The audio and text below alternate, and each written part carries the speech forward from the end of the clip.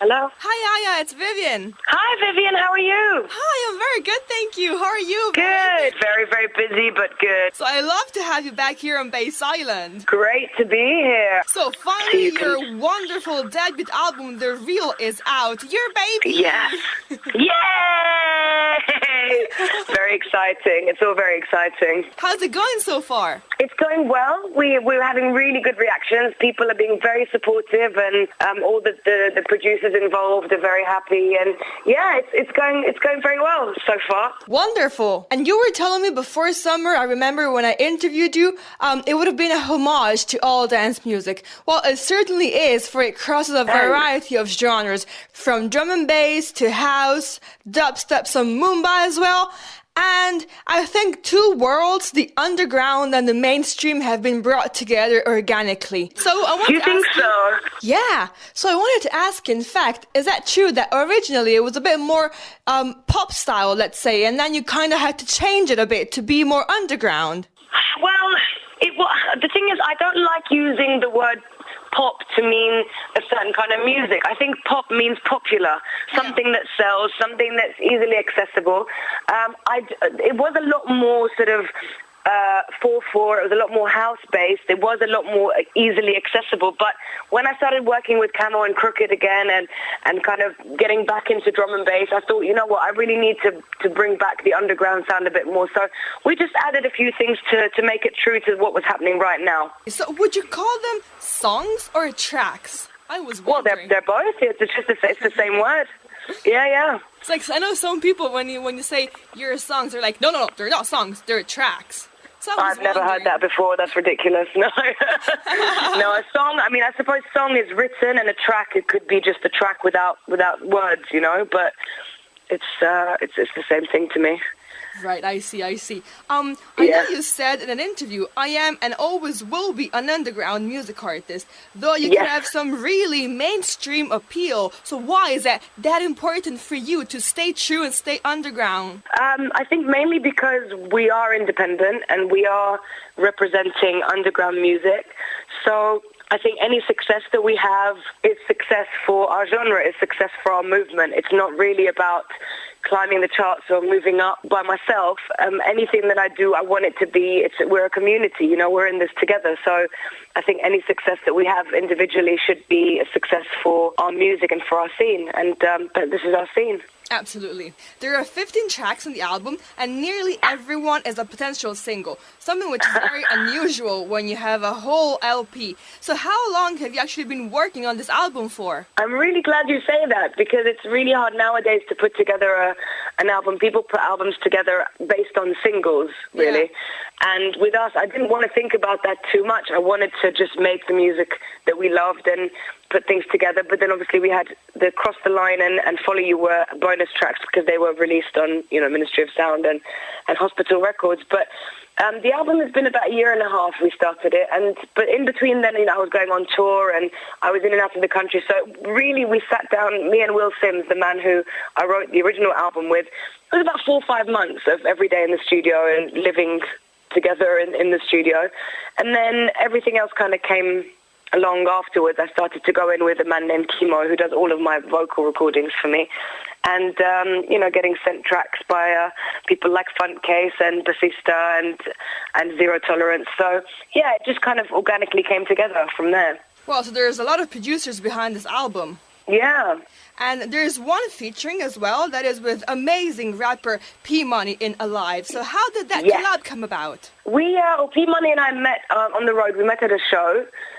We were both performing, and I came off stage, and he came and said hello, and we said we really enjoyed each other's work and that we should collaborate. And this track came up, and I thought, wow, I didn't really want any features on the album, but we needed an MC for it, so I called him, and he was up for it, and we got it together. He put it down in 10 minutes, and he's really professional, really wonderful guy. So yeah, it seemed the best thing to do for the track. Wow, very fast then. Yeah, absolutely. And let's move a second away from the album itself. What other collabs have you got in the pipeline? Well, I've just had something with Calvin Harris on his album, Thinking About You. It's on his third studio album now, which is out. And I've got 3 tracks on DJ Fresh's album, one that I'm singing and 2 that I've written. So, busy with those, and I've been working with people like Netsky and some other people in dubstep. So, things coming in the new year. And I mean, most importantly, my collaboration with artificial intelligence with AI is out end of November, and that's coming out on a UKF label. So, wow, that's the big one. Yeah. Wow! So many things in the pipeline then. Yeah, always. And you're also going on tour with Netsky, right? Next month. Yeah. In a few weeks. Yeah, we leave. Well, this month we leave on the 19th. Right. So, how are your Eastern roots reflected in this album? Well, I mean, I think I am my Eastern roots. So I think anything that I do or I say or I write is going to be somehow affected by how I've grown up and what I've grown up around. But there are a couple of tracks where I wanted to, bring the sound in, like Camouflage Girl and things like that. But otherwise, I think the only Eastern influence is me. In fact, I think the album is quite autobiographical. I mean, titles like The Real, Unstoppable, The Raver, you're all of these, definitely. Yeah, well, it is like my biography, it was kind of like it's like seeing a psychiatrist in a way, So it's kind of a sensationalized autobiography, definitely. So let's go a bit deeper into the lyrics. In the track The Real, you say, I can't keep living a double life, I can't keep living a lie. Can you explain to us those lyrics? I think that was a lot of the tracks, like Unstoppable and like The Real that I wrote, they're more really to inspire people not to be scared of change.